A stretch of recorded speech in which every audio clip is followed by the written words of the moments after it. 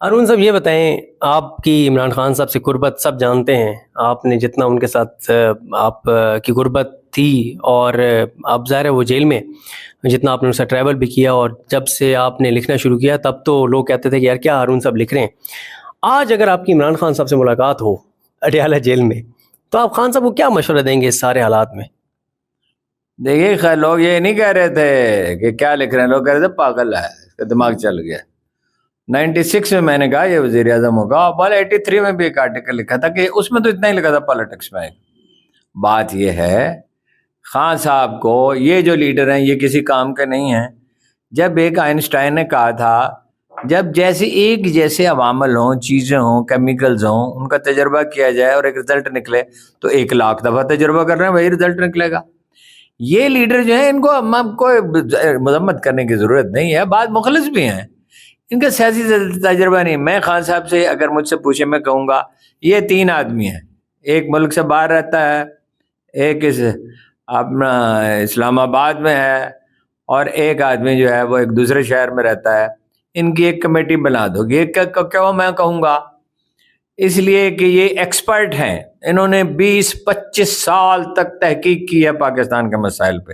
Civil service کیسے ٹھیک ہونی چاہیے، ریلوے کیسے ٹھیک ہونی چاہیے، زراعت کیسے ٹھیک ہونی چاہیے، نجکاری کیسے ہونی چاہیے، FBR کا کیا علاج کرنا چاہیے، اس میں پٹوار کیسے ٹھیک ہو سکتی ہے، زراعت کیسے جدید، ہر چیز پہ 25-30 سال سے اور ٹاپ ایکسپرٹس نے کام کیا ہے۔ اور یہ ایسے لوگ ہیں جنہوں نے ویلفیئر کے ادارے بنائے ہیں، جو قصور میں اور لاہور میں صحت کے مراکز بنائے ہیں فری علاج کے، جنہوں نے سیلاب زدہ علاقوں میں دیہات میں کام کیا ہے، جن میں سے ہر آدمی کی دیانت پہ بھی پورا بھروسہ کیا جا سکتا ہے، ذہانت پہ بھی پورا بھروسہ کیا جا سکتا ہے، اور اس کا بالکل اعلان نہ کریں۔ لیٹ them میک دا ڈیسیژنس، اور چلو پتہ تو چل ہی جائے گا، پتہ چل جائے کیا ہے۔ وہ ایسے لوگ نہیں ہیں جو ڈر جائیں یا خوف زدہ ہو جائیں، لیکن اس سے پہلے ایک چیز ضروری ہے کہ مصالحت ہو۔ مصالحت اصولوں کو توڑ کر نہیں، کسی کی بہتری اور برتری کے لیے نہیں، جیسے نیلسن منڈیلا نے کی تھی۔ اور نیلسن منڈیلا نے کیا تھی، صلاح الدین ایوبی نے کی تھی، اور صلاح الدین ایوبی نے کیا کی تھی، جناب عمر بن عبدالعزیز نے کیا تھا، اور جناب عمر بن عبدالعزیز نے کیا کیا تھا، جناب امام حسن نے کیا تھا، ان سے بھی پہلے، امت کی خاطر۔ اور اس میں تو معاہدہ یہ تھا نا کہ امام حسن بنیں گے ان کے بعد، اس کی تو خلاف ورزی کی گئی۔ اور جناب ان سے پہلے رسول اللہ صلی اللہ علیہ وسلم نے کیا تھا، اور جو انہوں نے کیا وہی کرنا چاہیے۔ فتح مکہ کے دن انہوں نے کیا کیا تھا؟ جس آدمی نے یہ کہا جناب بلال، سیدنا بلال، اتنا بڑا مقام، ایسی خوبصورت آواز، ایسا معصوم چہرہ، وہ چھت پہ اذان دے رہے تھے خانہ کعبہ کے، جہاں تک مجھے یاد ہے چھت پہ دی اذان انہوں نے۔ ایک آدمی نے کہا اب ان گدھوں کی آوازیں بھی سننی پڑیں گی، لیکن اللہ اس میں کوئی خوبی ہوگی، کوئی روشنی کی رمق ہوگی۔ جب وہ اذان ختم ہوئی اس کا دل بدل گیا، جناب رسالت مآب کی خدمت میں حاضر ہوا، کہا یا رسول اللہ، دنیا میں آپ سے زیادہ میں کسی کو ناپسند نہیں کرتا تھا، مگر آپ سے ایسی محبت محسوس ہوئی ہے، آپ سچے ہیں۔ آپ نے اس کو مدینہ کا گورنر مقرر کر دیا۔ اور بھی واقعات ہیں اس دن کے۔ دیکھیے یہ باہمی جنگ و جدال جو ہے، اس سے بری چیز کوئی روئے زمین پہ ہو نہیں سکتی۔ جس گھر میں بچے آپس میں لڑتے ہوں اس گھر میں کبھی امن نہیں ہو سکتا، کبھی اس کو فروغ نہیں مل سکتا اگر ایک دوسرے سے حسد کرتے ہوں۔ جہاں رشتہ دار ایک دوسرے سے متصادم ہو، وہ کبھی جس قبیلے میں لوگ ایک دوسرے سے لڑتے ہیں وہ کامیاب۔ بلوچوں کی ناکامی کی وجہ کیا ہے؟ دنیا کے بہترین لوگ ہیں بعض اعتبار سے بلوچ، کوئی بھکاری نہیں ہے ان میں، خوددار لوگ ہیں، مہمان نواز ہیں، بہادر ہیں، بہترین سپاہی انہوں نے پیدا کیے ہیں بلوچوں نے۔ اس لیے کہ اکبر بگٹی اور خیر بخش مری اور عطا اللہ مینگل 3 بڑے سردار تھے، اپنی جگہ تینوں بڑے اہم تھے، اور تینوں میں بعض خوبیاں تھیں، ایک دوسرے سے ملتے ہی نہیں تھے، بولتے ہی نہیں تھے۔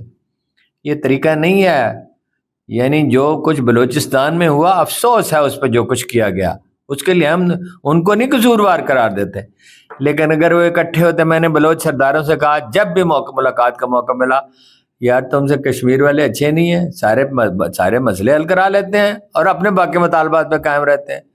شمالی علاقوں والے اچھے نہیں ہیں، تعلیم بھی، سڑکیں بھی بنوا لیں، سکول بھی کھلوا لیے، اور اس کے بعد اپنے باقی مطالبات پہ بھی قائم ہے۔ آپ بھی ایک ایک کر کے مطالبہ بنواتے جائیں اور باقی پہ قائم رہیں، آپ کا حق ہے، جمہوریت اسی کو کہتے ہیں۔ باہمی افتراق سے بری چیز کوئی نہیں ہے. مسلمانوں کا زوال کب شروع ہوا؟ وہ تو 1000 سال تک تو ان کا غلبہ رہا، اور ایک اعتبار سے بعد میں بھی رہا. جب یورپ تاریکی میں ڈوبا ہوا تھا تو شہر تو اسپین تھا، روشنی مینار نور تو اسپین تھا. جب پہلا انحراف کیا اور امیر معاویہ نے کیا اور افتراق پیدا کیا اور باہم متصادم ہوئے، جناب حسن نہ بچا لیتے امت کو تو امت بچتی نہیں تھی. جناب والا یہ باہمی مصالحت کریں اور اس کا آپ ذرا غور کریں. عمران خان 4-5 جلسے کر دے، بلکہ اس سے کہیں جلسے کیا کرنے پاکستان میں، ملائیشیا چلے جاؤ، وہاں موٹیویٹ کرو لوگوں کو، 2-4 پریس کانفرنس کرے، پاکستانیوں سے خطاب کریں، ملائیشیا سے کریں، انڈونیشیا، عالم عرب میں جہاں جائیں، ویسے تو بعض عرب ممالک اجازت ہے، یورپ میں چلے جاؤ، موٹیویٹ کرو پاکستانیوں کو. او بھائی یہ نظام نہیں چل سکتا، سوال ہی پیدا نہیں ہوتا کہ یہ نظام چلے. اس کی بنیاد ہی نہیں ہے، انہیں ووٹ ملے ہی نہیں ہے. وہ کیا پھسپھسی تقریر کی شہباز شریف صاحب نے، اور نواز شریف صاحب سکے بھائیوں کی طرح عزت کرتے ہیں مودی کی، سکے بھائی بھی، کہ بھی شاید اتنی شہباز شریف کی بات نہیں مانتے جتنی اس کی مانتے ہیں، شاید اتنی اپنی اولاد کی بھی نہیں مانتے، ایک لفظ اس کے خلاف نہیں کہا. یہ لوگ قوم کی رہنمائی کریں گے. لیکن بہرحال اب ان کی مذمت کرنے سے کیا حاصل ہے؟ ایک قومی حکومت بننی چاہیے، اور اسٹیبلشمنٹ میں اور اس قومی حکومت میں 100% انڈرسٹینڈنگ ہونی چاہیے، لائق لوگ ہونے چاہیے. ہماری معیشت بھی اٹھ کھڑی ہوئی، اور $11 بلین وہاں انویسٹ کر دیے، دبئی میں، امارات میں انویسٹ کر دیے. اور یہ آئی ٹی میں انویسٹ کیے ہوتے آپ 5 برس کے بعد آپ کی $50 بلین کی، اگر نہیں تو $40 بلین کی ضرور آمدن ہو رہی ہوتی. سر قطع کلامی کی معذرت، یہ آپ کہہ رہے ہیں قومی حکومت سے کیا مراد ہے؟ لوگوں نے عمران خان کو ووٹ دیا ہے تو قومی حکومت سے آپ کی کیا مراد ہے؟ عمران خان کی مرضی کے بغیر تو وزیر اعظم نہیں بن سکتا. قومی حکومت سے مراد یہ نہیں ہے کہ آپ بڑی پارٹی کو نظر انداز کر کے، کتنے عرصے کے لیے قومی حکومت ہونی چاہیے؟ وہ تو وہ بات کریں، دیکھیے ڈیٹیلز تو ورک آؤٹ کی جاتی ہے جب نیک نیتی ہو دونوں طرف، تو ڈیٹیل تو ورک آؤٹ ہو سکتی ہیں. وہ ایک آدمی تھا، اس نے خود بتایا کہ ایک آدمی سے میں نے کہا سبزی اگاؤ، وہ بڑا ایکسپرٹ تھا، وہ کچھ عرصے کے بعد اس کو کیڑا لگ گیا. اس نے کہا بھائی کیا ہوا؟ تو اس نے کہا کہ میری تو نیت نیک کی، آپ تو مجھے پتہ نہیں، تو مجھے اب آپ اجازت دیں، میں جا رہا ہوں. اس آدمی نے خود اعتراف کیا کہ میں نے سوچا یہ آمدن تو بہت زیادہ ہوگی، لاکھوں روپے 1 ایکڑ سے ہوگی، تو میں اپنا حصہ 50% سے بڑھا دوں گا.